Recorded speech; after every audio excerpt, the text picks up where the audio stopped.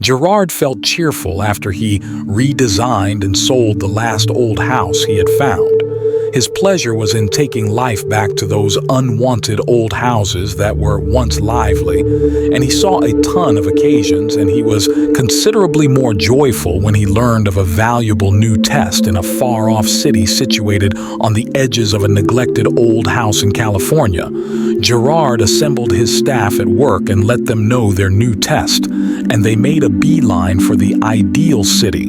When Gerard and his group showed up in the city, a bystander got some information about the area of the ideal house, and when the man caught wind of the house, he terrified and rushed away from Gerard and those with him, who thus was shocked by the man's way of behaving and called him a simpleton.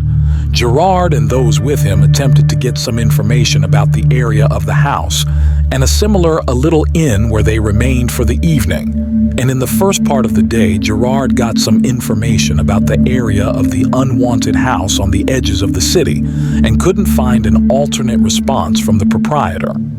The lodging is unique in relation to his other ancestors from individuals of the city, which expanded his interest and demanded knowing the area of the house and its story furthermore.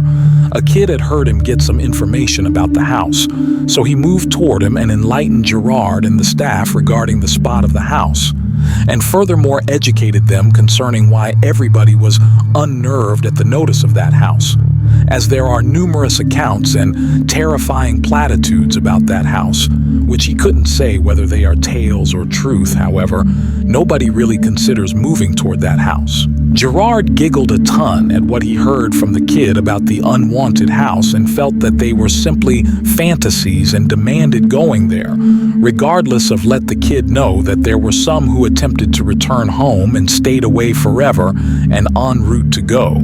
The staff told Gerard of their apprehension about proceeding to attempt to deter him from his choice. However, his energy and love for experience made him demand finishing his excursion, and that there were the individuals who disregard and some devastation were likewise reminiscent of frightfulness. Simultaneously, Gerard chose to camp in the yard of the house, which was once a nursery until the culmination during the redesign work. While setting up camp, Gerard and his staff heard clearly shooting sounds coming from the side of the house.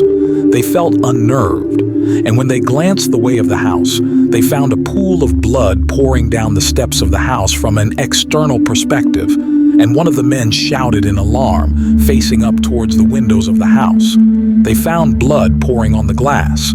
Sommer attempted to hang on and quiet his group, trying to comprehend what was occurring unexpectedly. The sound of shooting halted, and when they glanced the way of the house, they found that the blood had vanished, as though nothing was occurring, and all the staff overreacted and chose to return and leave the spot right away. With the exception of Gerard, he went to the entryway of the house to enter and find his mysterious. The men attempted to stop him, yet he proceeded with his way inside the house.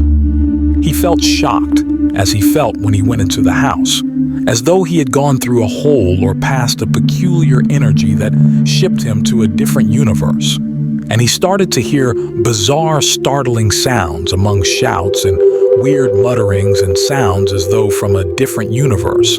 As he was seeing a range for certain individuals, Gerard was shocked and felt as though the blood was freezing in his veins when he saw a portion of his men passing before him, in spite of seeing them outside from the window sitting above the patio of the house. Gerard began shouting to help his men outside, and in spite of the fact that his voice was trapped in his throat from the beginning, he began yelling and began waving with two hands.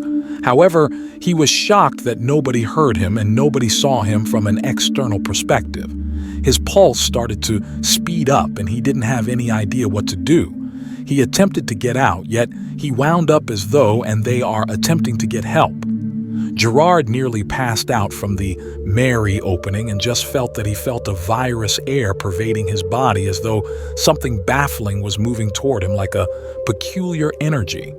In the meantime, outside the neglected house, Gerard's staff felt the length of his non-appearance and they started to call him, yet he didn't reply, and they couldn't see anything inside. Two of them chose to go to get the cops to safeguard him and hung tight for the rest in the yard of the house in the desire for getting out to them, and without a doubt, the police officers arrived at the spot. His men were glad to take off from the house. Yet his condition made them show compassion for him, and the police chose to defer any discussion with him and headed away from that frightening house days after the fact. He recuperated and turned out to be completely cognizant, where the specialist told his staff and the police that he had a slight mental meltdown, and the opportunity arrived to explore what occurred with him, and Gerard let the police know what he saw right then and there, as he says, questioning that the police trusted him. Yet he was astounded in opposition to his assumption. They trusted him, as the house was shut and everybody ceased from getting it, and it became deserted, which made it a reasonable spot for some to rehearse some dark enchantment in it. And for this reason, Gerard was astounded by what he heard. Yet it was not more unusual and startling than what he saw inside on the portentous day. Yet he is content with his endurance and chose to get back with his group, contemplating changing his work in redesigning deserted houses. As for the house, he had issued a decision to place it within the restricted areas of the city in an attempt to demolish